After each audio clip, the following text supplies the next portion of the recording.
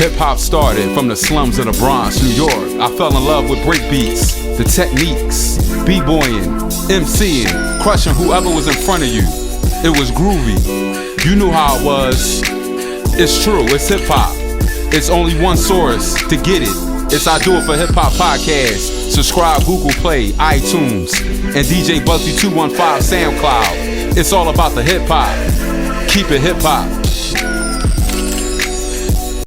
It's your boy DJ Bugsy, Do It For Hip Hop Podcast, episode 97. And when I tell you I'm excited to bring this brother on, Shaun Bradley from the Philadelphia Eagles. Yes, sir, what it is. Jersey. Man. What up, Philly? What it is, man.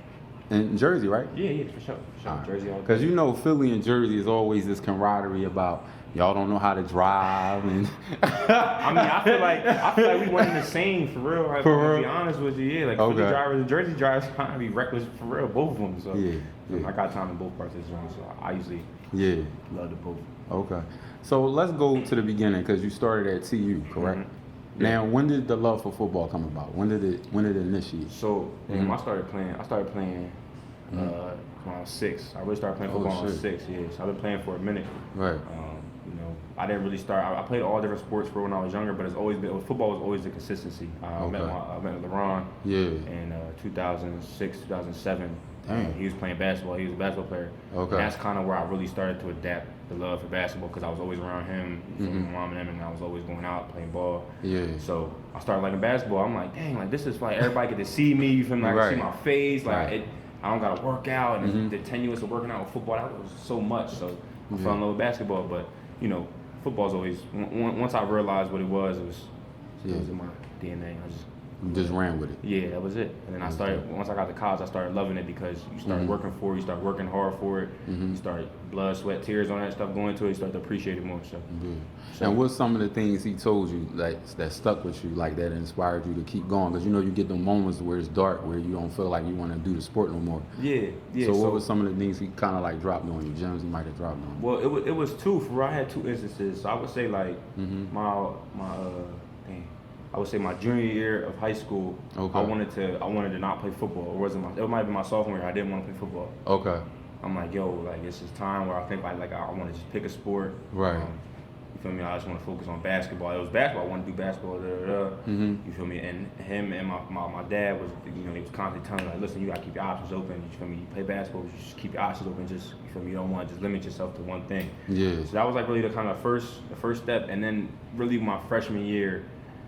At first camp, I was in there, man. I was stressing. I was going through a lot, learning the playbook, having to adjust to the speed of the game, and really focus on playing football. This is my first time playing just one sport, and I wanted to quit. I told everybody the story. I called my dad one night, and I was like, "Listen, I don't know if I can do it. It's a lot going on. It's a lot of focus. It's like I haven't been in this position." And of course, he ain't let me stop. He kept talking to me, pushed me through it. Yeah. And then I ended up just falling in love with the grind and just working. So. That's good, man. Yeah. Shout out to your pops, both of your pops. Both of them. You know what I mean? Because, bro, I'm gonna tell you, having joining blending families, and sometimes that can be difficult, and sometimes it's hard for kids to, you know what I'm saying, to adjust to that as well. So that's super dope. I wanted to change gears a little bit because I know you're a big hip hop fan. Yeah. So what I want to know from you, Lil Wayne and 50 Cent. I had this debate not too long ago.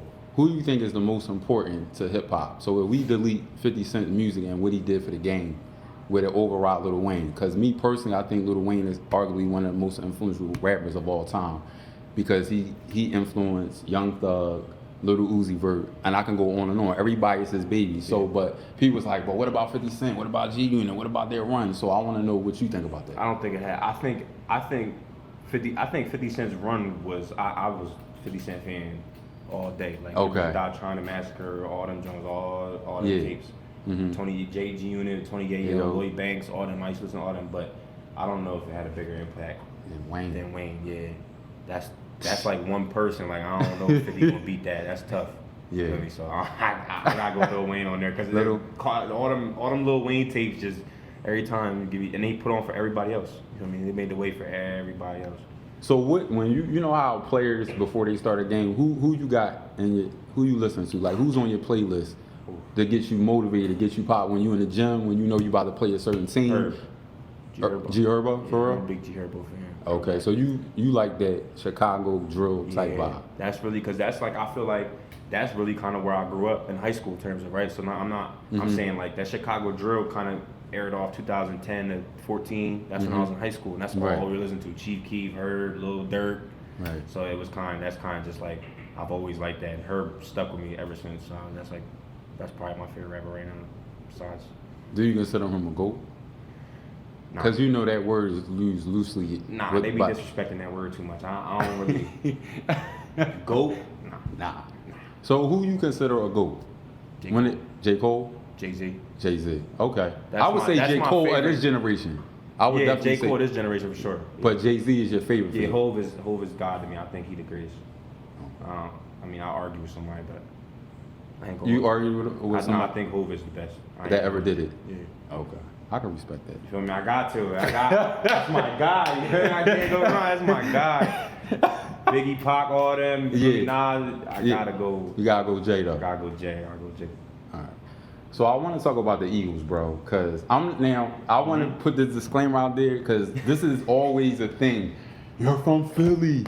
You gotta be an Eagles fan. No, the fuck I don't, bro. I don't gotta. Just because my mom and pop want to make me in Philly, don't mean I gotta be an Eagles fan. Now, I love y'all guys. Y'all are beautiful. I get it.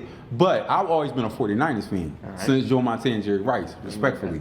But I want to know from you, when y'all, this past season, y'all was going through a lot of ups and downs, and a lot of people was putting the blame on Carson Wentz. Like, so did you ever say to him, like, yo, bro, keep it going, encouragement? Like, when you see players getting through that, and it feels like everybody jumping on that one player, it always got to be somebody that's going to tap him and say it's going to be okay. So how was this season for y'all? Well, I would say, in terms of answering the question, like with Carson Wentz, I never said nothing to him directly, because I mean, me being a rookie, that's not really my place. You feel me? Like, he done way more than I could even like attest to. Okay. But I also think it's like, dang, what was the second part of your question? The second part was, how did you feel about this season? I mean, you being sitting back because you're new and you're watching these guys and you're taking pages, I'm sure, because as a young player, you got to take notes, just like Aaron Rodgers took notes with Brett Favre. But I'm just saying, what was your feeling like? Did you feel like it was Carson Wentz's fault that y'all had a bad season? Nah. Or was it a collective of things? I would say it was a bunch of things. I mean,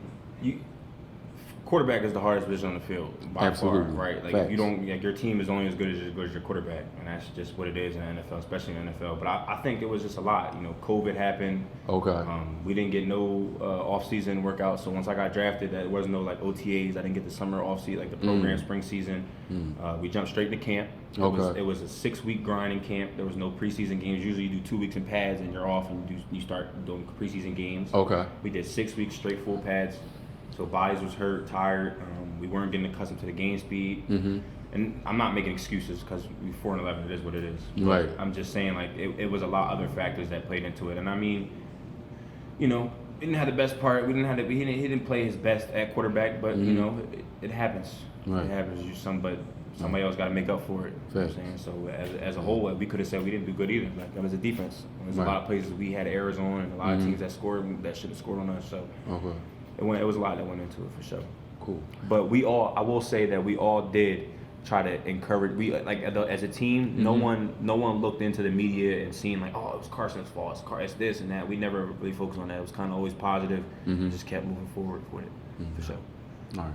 So you have a camp this Saturday, first annual. Tell the people about that. My nephew signed up for it, and my son is going to be accompanied, and I'm also going to get some footage. But tell the people about the camp and how that came about. Yeah, so it's July 10th this Saturday.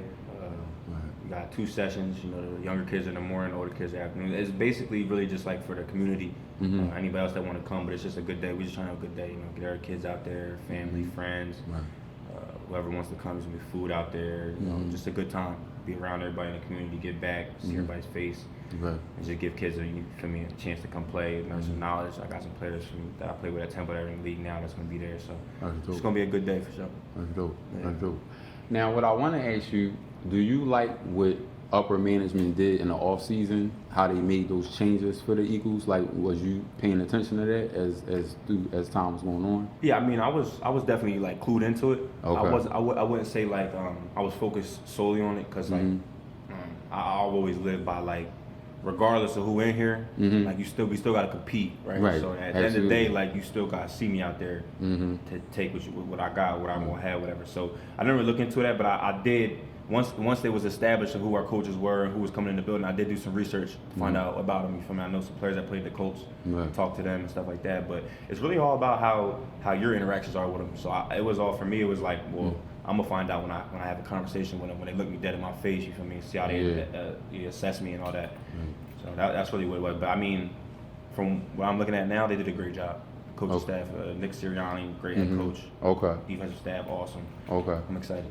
Dope. Sure. So what's your goal for the season? Because I know every season as a player, you got to kind of like have something that you're chasing as individual goal, something that not so much the team, but you yourself personally. Do you have something that you're chasing for this season to make up? You know how you go from season to season, you might have a certain goal that you're trying to reach? Yeah, I mean, as a team, I want to win. I mean, I think my biggest goal, I've always been that way. I never really, like, accolades has always been second to me, but I want to win for sure. Because at 4-11, and it wasn't even like, you know, I wasn't an Eagles fan either when I grew up. I was a Chargers fan. Oh, and wow. And at 4-11, it was bad. Shout out to LaDainian Thompson. Right, that's my guy. Shout out to LaDainian Thompson. That's my favorite player when I grew up. Oh, all but right. It wasn't even like we were 4-11. It was like the fans just was like brutal, and it was like I don't want to go through that no more. I just felt Philly fans is rough. Right. You feel me? Like we lost the game. I'm feeling terrible after the game. Like wow, and I had to play like 3 plays. You feel me? So it was crazy, but yeah, man, I just want to win for sure. Now, what I want to ask you too, man, because I don't think you was the actual Eagles during this time, but when Colin Kaepernick took the knee, what was your thoughts, your feelings on that? Cause I would have knee with him. Okay. I did it this year. I mean, I need every game. I didn't stand one time for the game. Okay.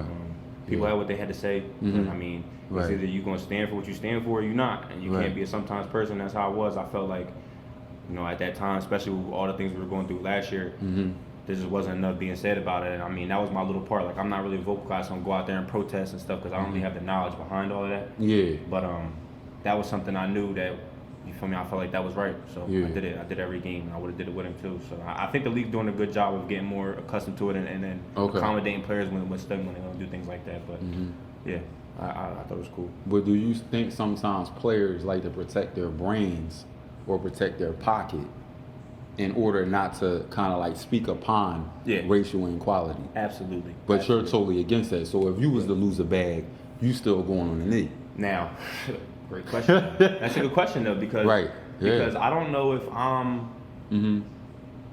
like I'm not in a position now like where if I said something like I don't know they wouldn't scrutinize me as much as they would like or scrutinize, I don't know if that's the right word, but if they wouldn't be on me as much as they would if it was like a bigger name player that said something, like they would be on him more because he's got more attention, more fans and things like that. But if I'm not sure if I was in that position, I don't know if it's worth it. Like I think like, and I honestly feel because you have a family. Yeah, I have a family, and I feel like my main focus would be on them, getting them better, focusing on them, helping them out, helping them have a better education, further their life, and all that other stuff. So I wouldn't really be focused. I mean, helping other people, like that's something I want to do. But like originally, like it's gotta be like you gotta focus on your family first. So I wouldn't want to risk money just for something like that. You know? But I mean, knees I would probably still do, but coming out and being fully more vocal about it, like how Colin Kaepernick, he really took a complete stand, lost his career for it. Right.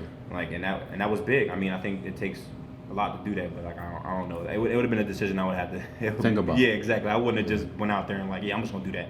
Yeah, totally understand. So I want to ask you before, I got another hip hop question, but before we get there, I do want to talk about top 5 quarterbacks of all time. Your top 5. Okay. Hold on. Give me 1 second.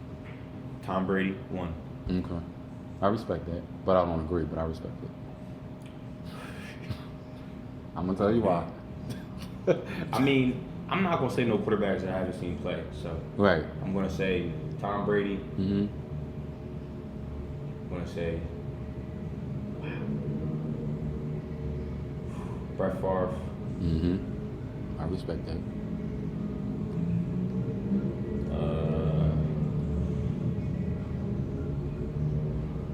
Aaron Rodgers, Pat Mahomes, Mike Vick. I like that. I like to say Lamar Jackson, but it was just hurtful. Well, listen, my number 1 is Joe Montana, And the reason why I could never, I'm not hating on Tom Brady, respect everything he did, but he was a cheater 3 times. So for me, I could never put someone number one that was a cheater. You believe that? Absolutely. The Spygate against the Eagles in 2005, absolutely I believe it. All right, so and then he hit his phone with the other shit. You saying he's not credible for the? No, he not. And then they came up with a whole rule when he beat the Raiders, nip tuck. How do you come up with a rule for a player? Let me ask you this though. All right, I'm listening. What about last year? Last year, yeah, he won. He did his thing. Yeah, I mean, bro. I'm talking about the last 2 though. He went back to back. But listen, I respect it. But his whole career and then he lost to Eli twice. Yeah, he did. He did. And he lost to Foles, a fucking backup, bro. He the only person I know was 7. Yeah, I get it, bro. But listen, long as that cheating on your joint, I can't make you be the GOAT. That's just me, bro. I respect everybody. But I just feel like in the sports world, he is like the poster child for the NFL. It's like he can't do no wrong. When he do something wrong, they tuck it under the rug. One pick in the draft. You got 1 pick. You start your franchise. Joe Montana. You going Joe Montana? Absolutely. Without question. Because Joe Montana is 4-0. He never lost a Super Bowl. He got 4 chips? Yes, he do. You think he beat Tom Brady? Yes, I do. With the right team, yes, I do. If you give Joe Montana, Jerry Rice, Ronnie Lott, and the niggas, yes, and they beat absolutely, without question, and give him that same fucking coach, Bill Walsh. Are you crazy? The nigga that came up with that West Coast shit. Come on, bro. We ain't doing that. We ain't doing that. We ain't doing that. Defense is. Yeah, I know. But listen, you gotta understand. Joe Montana faced the '85 Bears. They had fucking Singletary, William Perry, the refrigerator, bro. Yeah, they did. Did Tom Brady ever face a defense like that? That's all I be saying. Yeah. He did. He never. Who? The Bucks. You know they D-line. They got. No, I'm saying who did. No, I'm saying Tom Brady. What defense did he really face like that? That's like real potent. Like the '85 Bears. He didn't, bro. This nigga been getting swept. I don't really know who on the '85 Bears. I ain't gonna lie to you. You ain't going, bro. Them niggas is different. Joe Montana beat them niggas. He beat them. Yeah. That's what it is. This nigga got This Joe Montana got hit. Crack rib, take this ass up. That nigga came right back out and won a fucking game. Let me see Tom Brady do shit like that. Cause Tom Brady don't get hit, bro. Oh, I see what it is. You don't like Tom Brady. No, it's not that I don't like him. I heard that. But he don't get hit, bro. His O-line is always the shit. Bro. He always got the dopest O-line, bro. Come on, you know it. He do. You know it. He do got always good line though. He do. He know, and Joe don't, and so that's what it is. But salute to Tom. Yeah. Tom the man. I'm not 7-4. 7. Yeah, listen, 7 do be 4. It do. But I'm still rolling with Joe. I'm still rolling with my G and Joe. But before we go, man, I do want to talk about, since you said Jay-Z is the GOAT. Yeah. And it's a lot of conversation that been had about Drake. Yeah. So a lot of people say, well, if that shit the ghostwriters would have never came out, could Drake supersede Jay-Z? What's your thoughts on that? Because a lot of people say if the ghostwriting shit then came out and the shit that Drake has done in this 10-year span outbeats Jay. What's your thoughts on that? It's close. Okay. I mean, the ghostwriting or not, I mean, you can't take away from Drake. Okay. I don't think so. I just think maybe I'm biased. I don't know. Drizzy just been he nonstop though. Like, what do you want from he just don't stop. Right.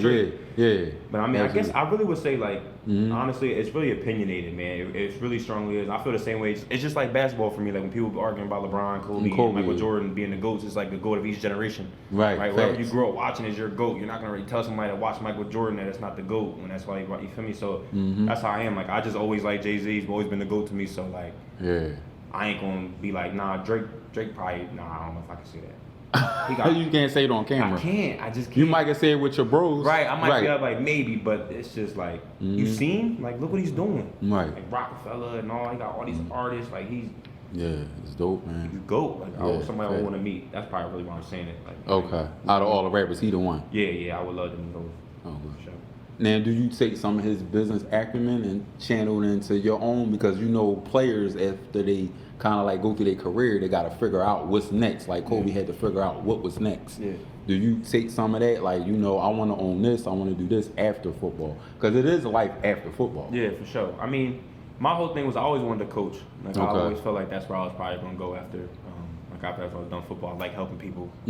I like being around the game, honestly. I've always, but really helping people. I've always been like that. Like, I've always been like, wanting to coach and just talking to people about stuff that I know and things like that. So that's probably where I'm gonna go. But I mean, the way he like runs his businesses and he got investments here and he got companies here and things like that. Like, I mean, that's something I idolize for sure. So that's something I want to get into. But that, I mean, LeBron is in business and my stepdad is and all that all day. So you feel me? So they gonna school you. That's what I'm saying. So it's all around. Right. For sure. Well, so before we go, tell the people about the camp once again, and what you, like I said, what your plans is for this season moving up. What you think your team gonna do, bro? I know y'all gonna play Dallas twice, so I definitely want y'all to beat they nut ass twice, cause I never liked Dallas. We ain't worried about that, sure. I ain't never liked the Cowgirls. Yeah, me neither. So July 10th, you feel me? This Saturday, 9 to 11, 11 to 1. Pull up. Right. Hang out, you know, if you don't bring your kids, just come hang out, you know what I'm saying? Right. And it's going to be every year moving forward? Yeah. Okay. We're going to try to definitely do this every year, for sure. And other than that, it's time to get active. That's right. So next time you see me, yo, man, this was dope. It's your boy DJ Bugsy, Do It For Hip Hop Podcast. Make sure you follow us on Do It For Hip Hop Pod. See us on the next episode. This is episode 97. Shout out to my bro Kareem, Mr. Tyler Perry himself.